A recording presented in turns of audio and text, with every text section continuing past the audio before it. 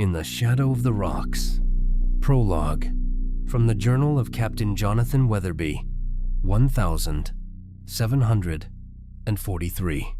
Found in the archives of the Royal Geographical Society, London. October 15th, 1743.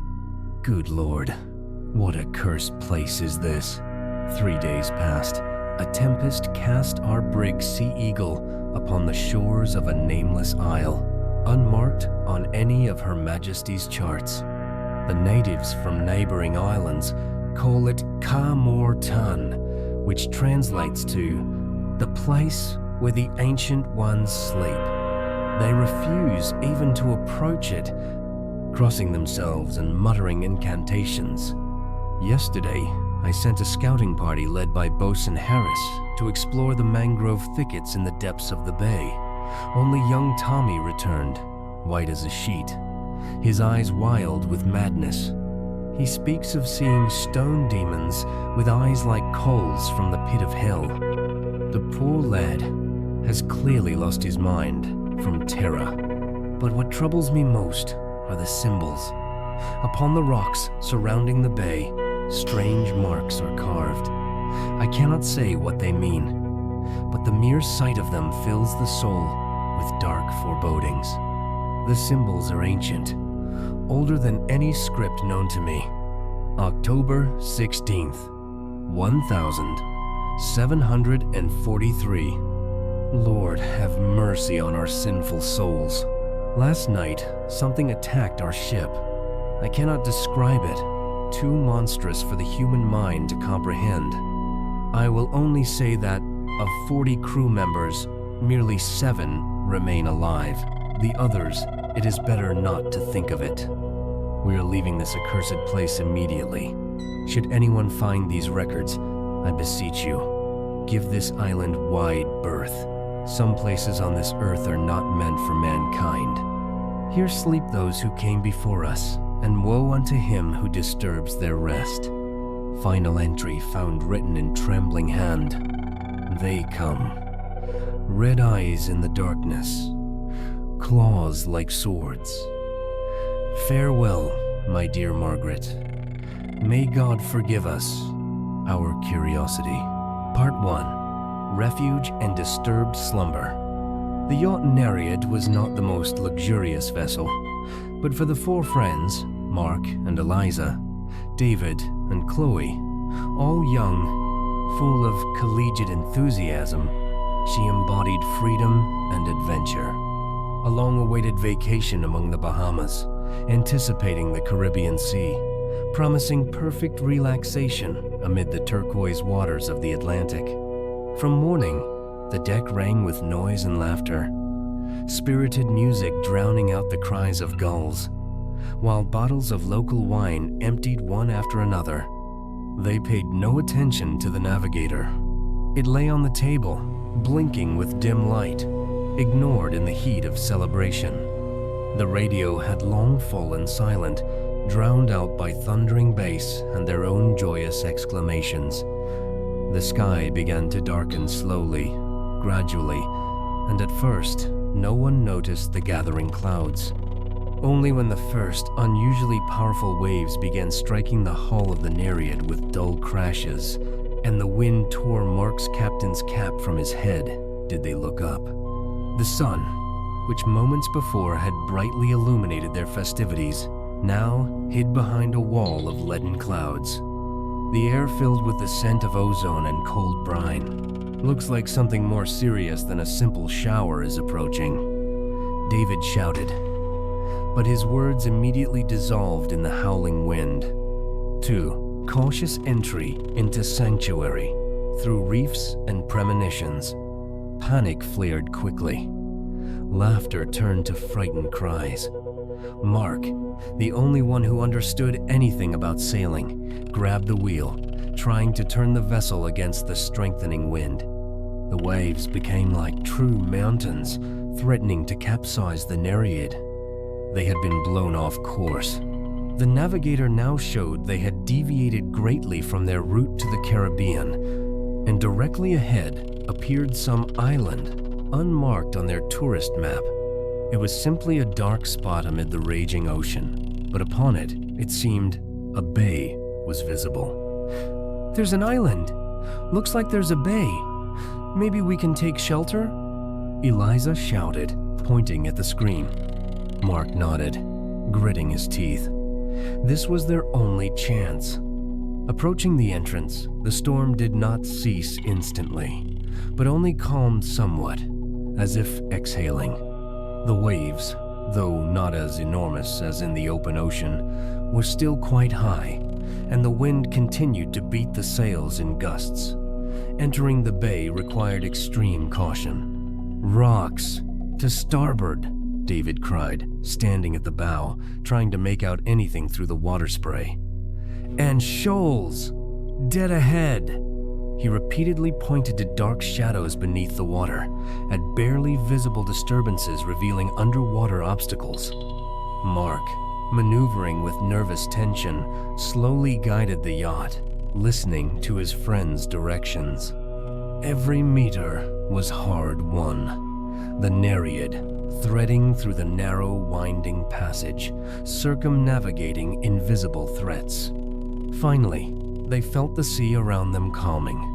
The waves, still raging beyond the narrow entrance, here, in the depths of the bay, became mere ripples. The gusting wind died down, replaced by a barely perceptible breeze. They found themselves in an enormous, almost perfectly formed bay, surrounded by high, impregnable cliffs. There were so many that the bay seemed locked from all sides, forming a stone cauldron.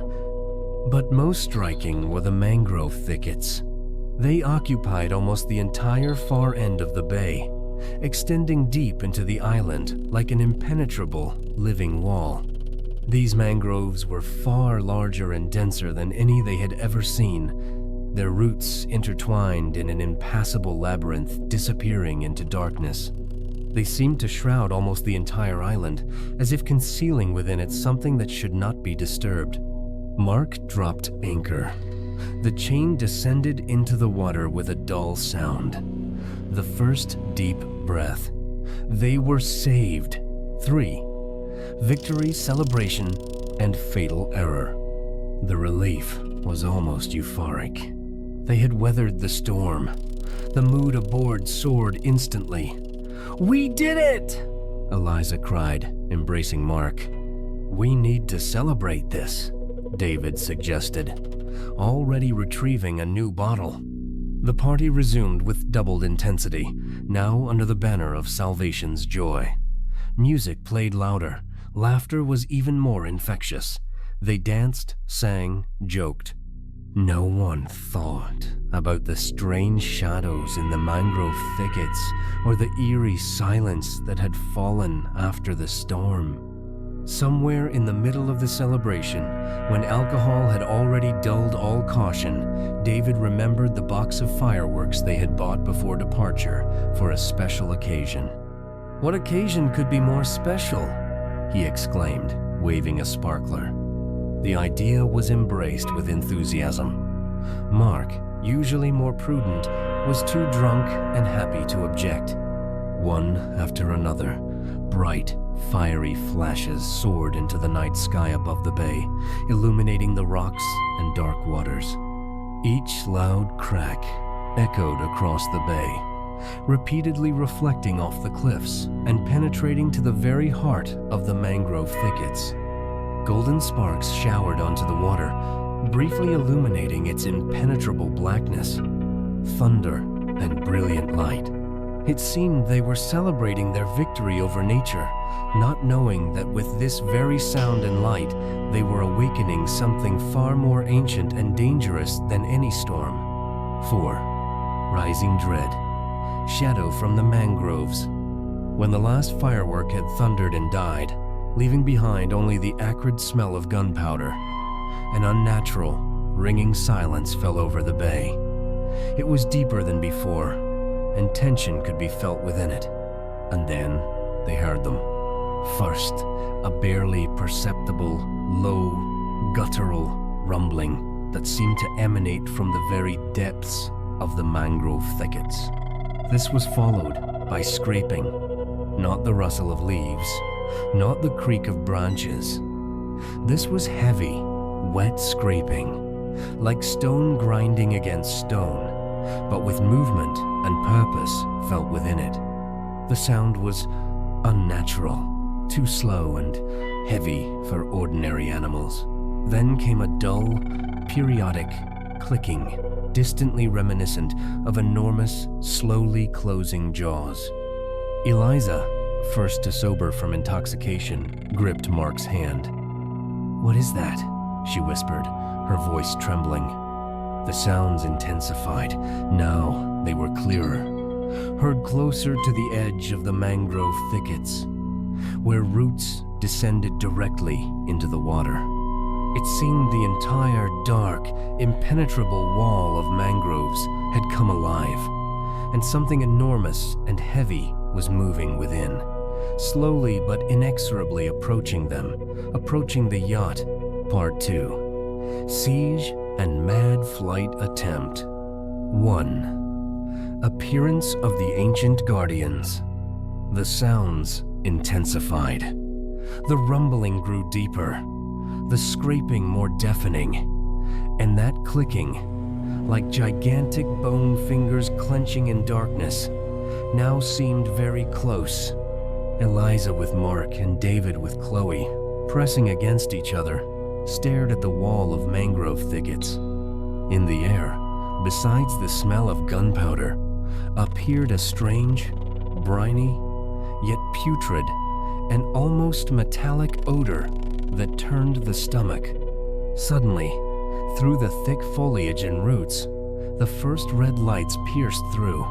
They flickered like coals hidden deep in darkness, but in them read a malevolent, inhuman intelligence. Then, slowly, with heavy, scraping noise from beneath the roots, from the very water, enormous dark silhouettes began to emerge. These were not crabs in the usual sense. These were colossal, ancient creatures whose shells seemed hewn from living rock, uneven, bumpy, covered with growths that absorbed light, making them nearly invisible in the darkness. Their powerful claws, articulated and terrifying, were the size of small tree trunks, and their every movement was accompanied by clanging as if hammers struck anvil. And above these monstrous weapons, among the rocky carapace, burned red, evil eyes radiating primordial rage. They were guardians of this place, and their ancient slumber had been disturbed. The yacht swayed barely perceptibly, then more strongly. The sound of heavy shells scraping against the hull grew louder. The creatures began surrounding the Nereid, slowly but inexorably, their red eyes boring into the yacht, claws rising and falling with ominous rhythm. 2. Mad flight attempt. Panic seized them. "Engine! Start the engine!" Eliza screamed, her voice breaking into a shriek. Mark, pale as a sheet, rushed to the wheel. His hands trembled, trying to start the motor. The engine coughed, choked, but finally roared to life with a loud rumble that seemed only to attract more attention from the creatures. "Raise anchor," Mark shouted to David, already trying to turn the yacht. David, barely moving with numbed fingers, rushed to the winch. The anchor chain began rising, but through the engine's roar and the clashing of claws outside came a strange, grinding scrape, and the yacht jerked violently. He saw something enormous and dark, with glowing red eyes, surface from the water directly beneath the yacht's bow, and a gigantic claw descended upon the anchor chain. A loud, metallic clang rent the air, and the chain instantly snapped like a thin thread. The anchor remained on the bottom, prey to the abyss. "We're free," David cried, but his joy was premature. Mark, In panic, trying to navigate the yacht from the bay, had deviated from that narrow, winding path by which they had so carefully entered. In the light of sparse lanterns, he saw only dark water, surrounded by threatening silhouettes. Sharp, shuddering impact. The yacht instantly stopped, grounding with a deafening scrape along the hull that ran through the entire plating, resonating in their bones. They were aground. The engine, after one last convulsive attempt to break free, died, leaving them in ringing silence broken only by the clanging of approaching claws. The narrate began slowly, inexorably listing.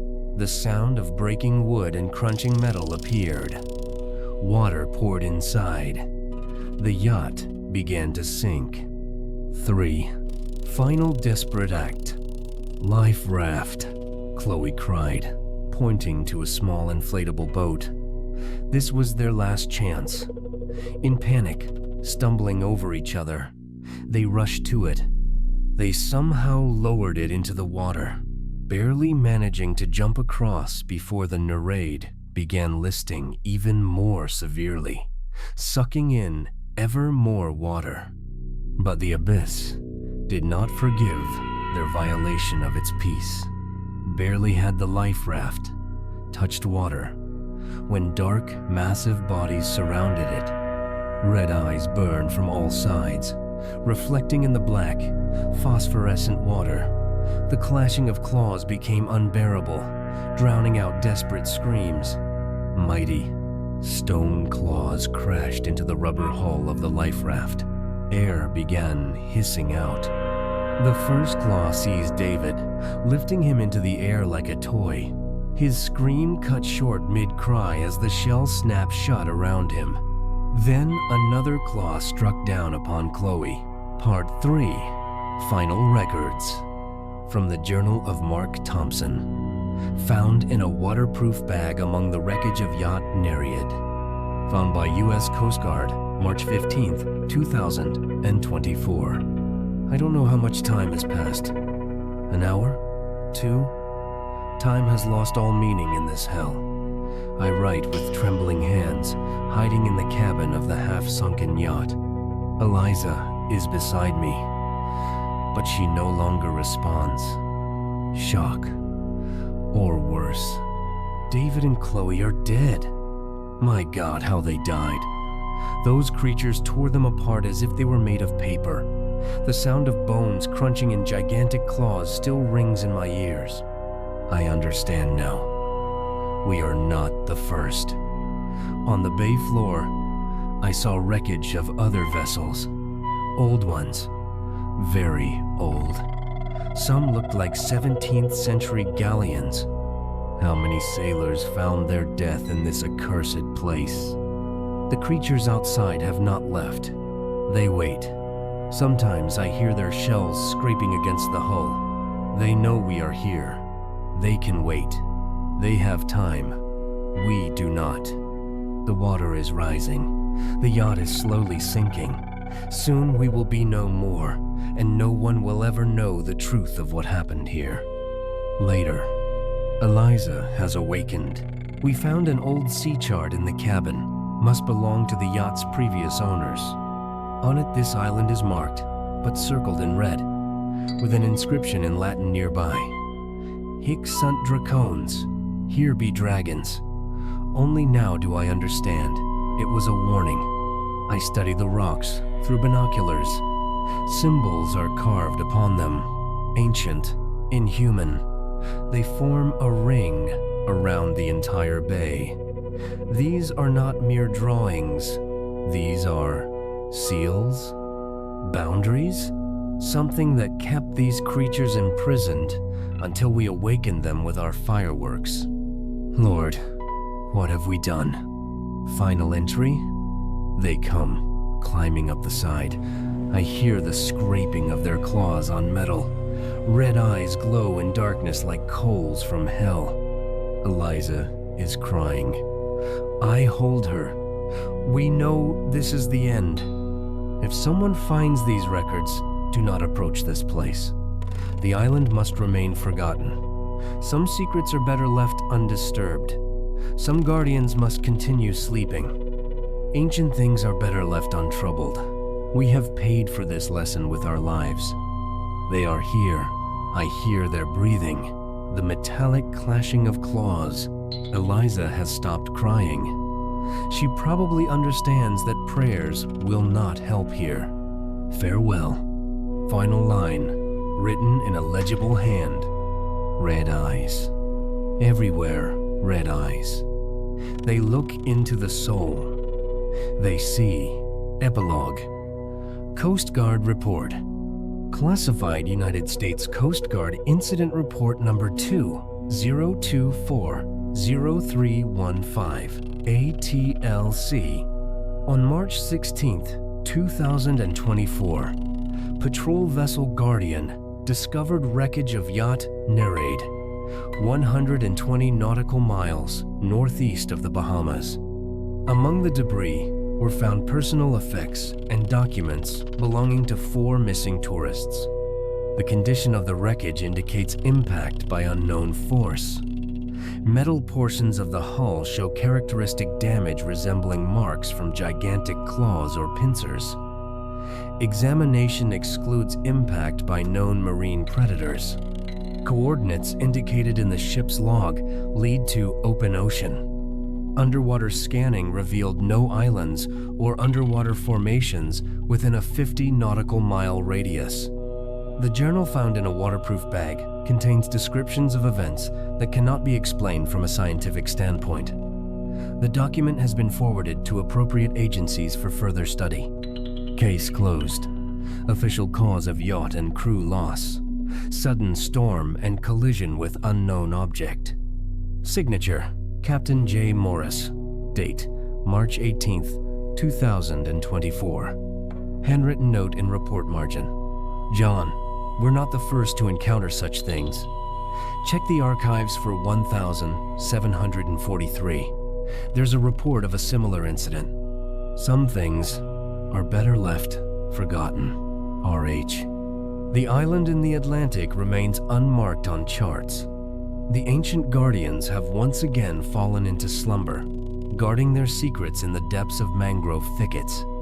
And only sometimes, on stormy nights, fishermen tell of red lights flickering somewhere on the horizon, and of sounds that should not emanate from ocean depths. But these are merely legends, are they not?